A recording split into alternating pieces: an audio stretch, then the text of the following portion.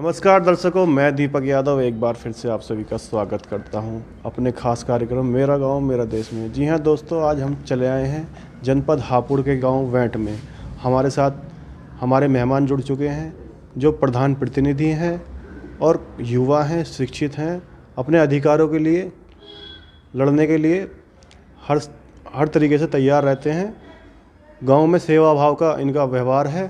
तो ज़्यादा देर न करते हुए आपको इनसे मिलाते हैं। सर स्वागत है। अरे शुक्रिया। मेरा नाम अथर है जी। ग्राम वैट है मेरा। हापुड़ डिस्ट्रिक्ट में सबसे बड़ा गांव है मिनिस्ट्री का। अब मैं प्रधान प्रतिनिधि हूँ। वर्तमान में मेरी माता जी हैं प्रधान, पूर्व प्रधान भी हूँ मैं 2010 का। तो मेरे गांव में आपका सबका स्वागत है, आने के लिए शुक्रिया जी। धन्यवाद सर हमारा स्वागत करने के लिए।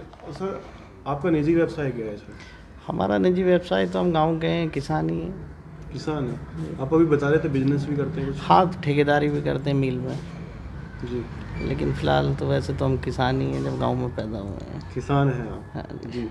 तो किस चीज़ की खेती करते हैं आप? खेती तो गन्ने की है। हमारा बेल्ट ही सारी गन्ने की है। गन्ने की खेती करते हैं? गन्ने की पश्चिम सारी बेल्ट ही गन्ने की है। शुगर मिल बराबर में है हमारे। जैसे कि पेमेंट वगैरह की दिक्कत होती है? पेमेंट की दिक्कत तो है ही, तो पेमेंट तो हो ही नहीं रहा है। आप?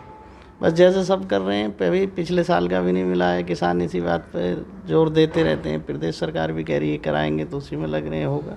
तो प्रधान जी अपने गांव के बारे में बताएं सर हमारे दर्शकों को थोड़ा सा। गांव हमारा 20,000 की आबादी का है और सब यहाँ 90% आबादी मुस्लिमों की है। 90%। गाँव में जैसे कोई वाद विवाद हो जाए तो किस तरीके से सोल्व? विवाद होता है, अगर हो जाता है तो कोशिश की जाती है यहीं उसका फैसला हो जाए, सुलह हो जाए, बस। बाकी अगर यहाँ नहीं ऐसे मामले होते हैं जिनका सुलह नहीं होना चाहिए, कोर्ट में जाना चाहिए? नहीं, ऐसे जो ऐसे भी होते हैं उनमें कानून प्रक्रिया भी होती है। पीड़ित को मदद दिलाने के लिए पीड़ित की मदद पूरी करी जाती है। किस तरीके से? यहाँ थाने में भी की जाती है और जहाँ हो जाती है आगे जाने के लिए वहाँ भी की जाती है, उसकी जितनी मदद हो सकती है।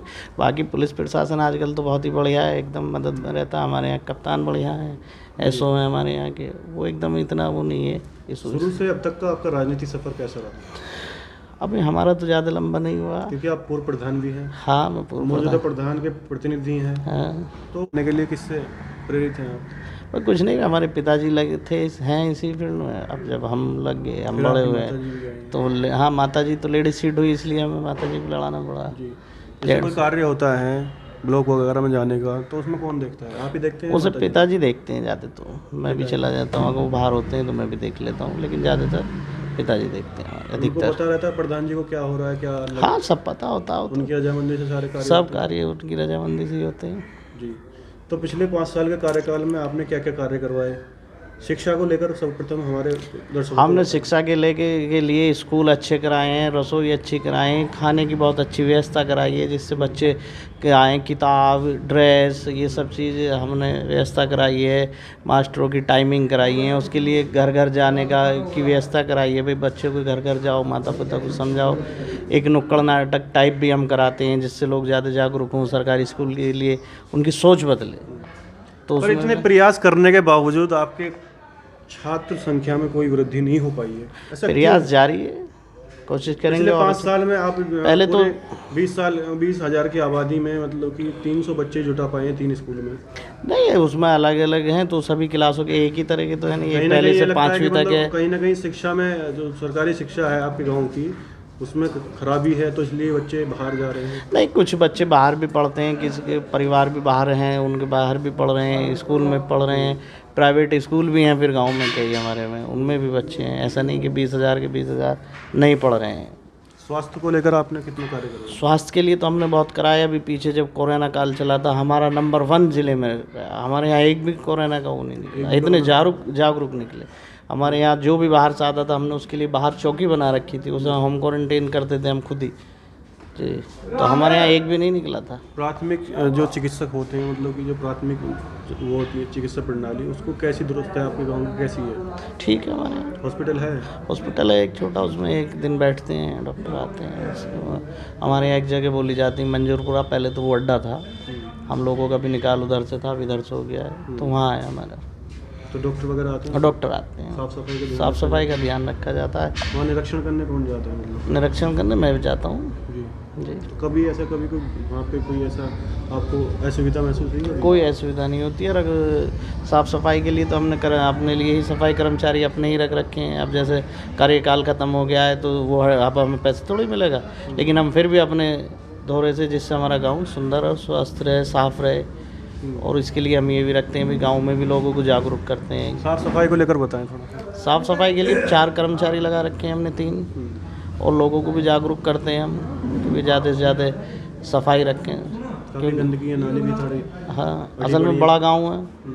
अब वहाँ हमने हफ्ते में दिन बांध रखे हैं। सरकार से मांग नहीं करी कि कर्मचारी बढ़ाए जाए हमारे? सरकार से हमने मांग की थी कर्मचारी, सरकार ने कोशिश भी करी, बढ़ाए भी। हमारे और गाँवों में तो 2 थे, हमारे गाँव में ज़्यादा करे उन्होंने। फिर तो ये तालाब जो आपके गांव के घर के बाहर ही है, इसके लिए आपने क्या प्रयत्न करे? इसके लिए हम आपके कराएंगे, हमने इसे साफ़ कराने के लिए, हालांकि ये जो हमारा तालाब है ये सरकार ने मत्स्य विभाग के लिए ठेके पे छोड़ रखा है, इसमें मच्छी पालन होता है। तो गांव के सौंदर्यीकरण के लिए आपके क्या क्या योजनाएं रही हैं? गाँव के सौंदर्यीकरण के लिए हमने लाइटें लगाई हैं और लगाएंगे। आपके फ्रिज के पानी की व्यवस्था, टंकी लगवाई है हमने, टंकी चल रही है। और जो कुछ कहीं नाली खरंजा या रह गया है बाई चांस तो उसकी ग्रामवासियों से मिला तो उन्होंने बताया कि जो सौंदर्यीकरण के काम आए थे, लाइट वगैरह, कुर्सी वगैरह आपने अपने चुनिंदा लोगों के लिए रखवाई हैं वहाँ पे? नहीं, हमारे यहाँ जितनी आई हैं हमने सबके लिए लगवाई हैं। और अगर जैसा कहीं हुआ है तो उसको देखे जाएगी, जांच करी जाएगी। वैसे ऐसा मेरे ख्याल से नहीं हुआ है, क्योंकि लाइट ऐसी चीज़ नहीं है कि एक जगह लगेगी तो उसका जो फ्लैक्स एक ही जगह रहेगा, वो तो खंबे पे लगती है जिसकी चारों तरफ उसका होता है। नहीं, ऐसा होता है कि अपने चाहते लोगों जो अपने आपको वोट देते हैं उनके नहीं, मुझे पूरा गाँव वोट देता है, सब ने मुझे वोट दिया है, सब ने, मैं सबका प्रधान हूँ, चुनिंदा लोगों का नहीं है। जो जैसे आरोप लगा रहे हैं उनके लिए क्या कहना चाहिए? वो कुछ नहीं, वो उनकी अपनी सोच है, क्या कह सकते हैं। लेकिन हम तो सबके प्रधान हैं, हमें सब ने वोट दिए। गांव में कोई हमारा ऐसा आदमी नहीं, तभी तो जीते हम। जिले में दूसरे नंबर की जीत हुई, 1500 वोटों से हम जीते हैं। एक हापुड़ ब्लॉक में निर्विरोध लेडीज़ थी, वो सिर्फ जीती हैं क्योंकि वो निर्विरोध थी। 2nd नंबर पर हम जीते हैं, तो सब ने वोट दी ना हमें। तो अगर भूल चूक में ऐसा हुआ है तो हम उसका ध्यान रखेंगे। लेकिन किसान आबादी आपके गांव में काफ़ी ज़्यादा है, किसानों के हित में आपने क्या क्या कार्य करवाया? किसानों के हित में तो यही है, हमने साफ़ सफाई का कराया। जो रास्ते हम लगा सकते थे ग्राम पंचायत के जंगल जाने के, वो लगाए। जंगल में जहाँ हम पानी की व्यवस्था नल की कर सकते थे, वो नल की कराई है। रास्ते जहाँ तक हम उसमें लगा सकते थे। आधुनिक खेती के लिए कैसे प्रेरित करा आपने? आधुनिक खेती के लिए, उसके लिए सरकार ने अलग अपना रख रखा है। आज भी किसान मेला था हमारे यहाँ डिग्री कॉलेज में। क्या हुआ था उसमें किसानों को भेजे हमने, अब वो आएंगे बताएंगे क्या क्या रहा, मैं तो नहीं गया।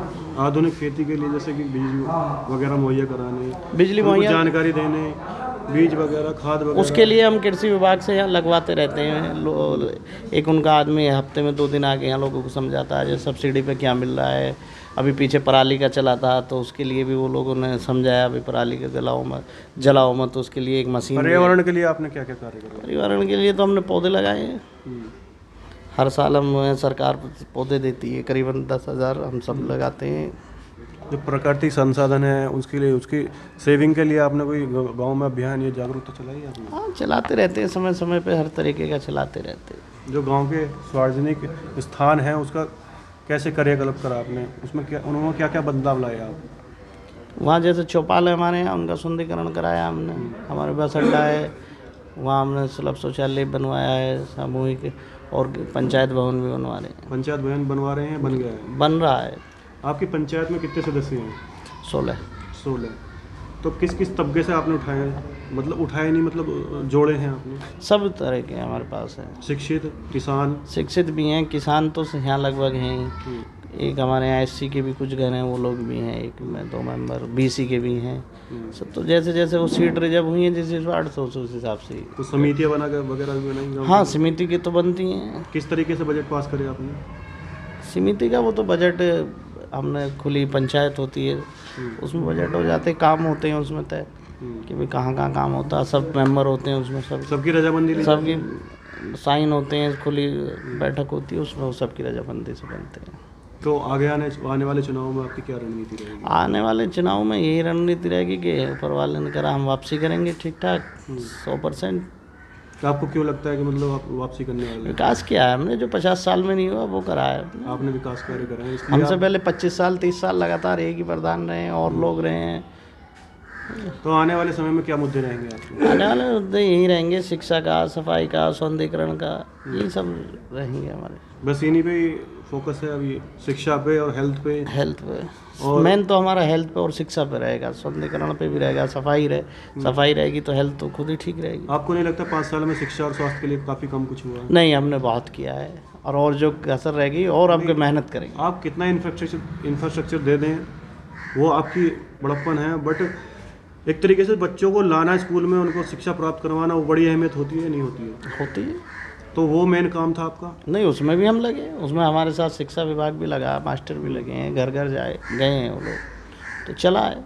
गांव के लिए क्या क्या योजनाएं आगे आने वाले समय में? अब गांव के लिए तो नई योजनाएं तो बाद में ही होंगी। इंटर कॉलेज की तो हमारी पूरी कोशिश रहेगी और ऊपर वाले ने चाहे तो अब इंटर कॉलेज अब बनवाएंगे। स्थान है कोई? स्थान भी चिन्हित किया जाएगा। है स्थान वैसे? अभी नहीं है, लेकिन ये तो पटवारी एसडीएम के पास सब चीज़ होती हैं। खेल कूद के मैदान आपके गाँव में? खेल कूद का मैदान नहीं है हमारी, ये भी है अब की कोशिश कि एक मैदान भी बनाया जाए। जो शमशान घाट और कब्रिस्तान की जो ज़मीनें हैं उनका कैसे आप देख रेख करते हैं? शमशान घाट साफ सफाई के लिए तो हमारे यहाँ क्या क्या सुविधाएं मुहैया करवा रखी हैं आपने? कब्रिस्तानों में तो हमारी 4 दीवारी हुई हैं चारों तरफ, जो पिछली प्रदेश सरकार ने करा दी थी। जो रह गई हैं सड़क वाले कब्रिस्तानों में, यहाँ वाले कब्रिस्तानों में, वो हमने कराई है। उसकी एक कमेटी बनी हुई है कब्रिस्तानों के लिए जो अपना काम खुद करती है। ग्रामीण उद्योग को लेकर आपने क्या कहा? ग्रामीण उद्योग में समूह बनाए हैं हमने। समूह ये जो प्रदेश सरकार की योजना है मोदी जी वाली, केंद्र सरकार की भी है, प्रदेश की भी, समूह जो है किस तरीके के कार्य होते हैं उसमें? सिलाई, बुनाई, कढ़ाई, ये ड्रेस जो हैं स्कूलों में दी जा रही हैं, ये भी समूह में ही। वो 10-10, 15-15 लेडीज़ों का एक समूह हो जाता है, उसमें सबके पैसे होते हैं, उसमें काम मिलता है तो उन लाभ होता है जी। तो मनरेगा के लेकर जो मनरेगा के कार्य होते हैं उनमें आपने कितने मजदूरों को जोड़ा अपने गांव से? मनरेगा के कार्य में लॉकडाउन में तो काफ़ी लोग रहे हैं हमारे, जोड़ा, उनको लगाया काम भी हुए हैं। तो केंद्र सरकार और राज्य सरकार की जो विभिन्न योजनाएं हैं उनको आपने कैसे क्रियान्वयन करवाया अपने गाँव में? जैसे जैसे आई हैं ऐसे ऐसे कराया हमने। हमें गाइडलाइंस आती हैं हर चीज़ की भी। आप 2-4 चीज़ें बताएंगे किस तरीके कौन कौन सी चीज़ों का आपने लाभ पहुँचाया? हमने सारी योजनाओं का लाभ पहुँचाया है। प्रधानमंत्री आवास योजना को? प्रधानमंत्री आवास योजना इसमें नहीं आई है, ग्रामीण क्षेत्र में एक घर भी नहीं बना? आई नहीं है। शौचालय लेकर कितने? शौचालय लेकर हमारे 800 शौचालय बने। 800 शौचालय। कितनी राशि दी गई थी? 12,000। 12,000। सुनने में आया कि आपने 8-9 हज़ार रुपये निपटा दिया है। पता नहीं कहाँ। क्या कहना चाहेंगे इस पर आप? गलत है वो बात, गलत है वो बात। सुना गया है कि 8-9 हज़ार रुपये तुमने लाभार्थियों को दिए और उसमें ही आपने... पहली बात तो ये लाभार्थी के खाते में आती है राशि, दिए नहीं मैंने जी। सरकार उसके लाभार्थी के खाते में पहुँचाती है। अब मतलब सरकार ने अगर 8-9 पहुँचाए होंगे तो 8-9 आए होंगे।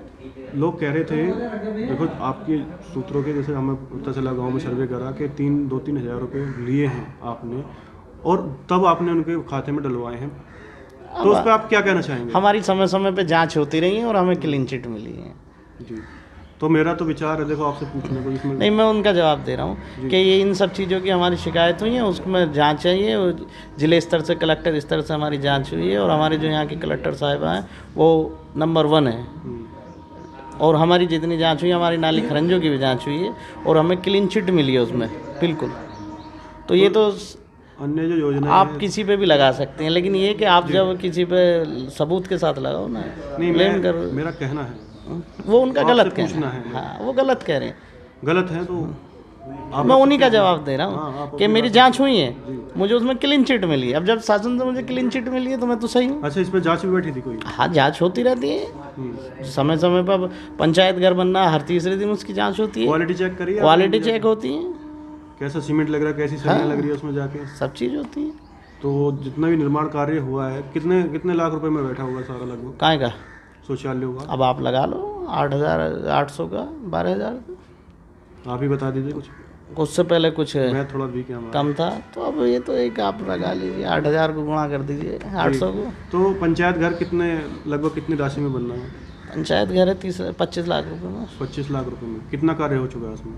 उसमें हो चुका है 70%। आप देख के आओ, 70% कार्य हो चुका है सड़क पे ही है जी।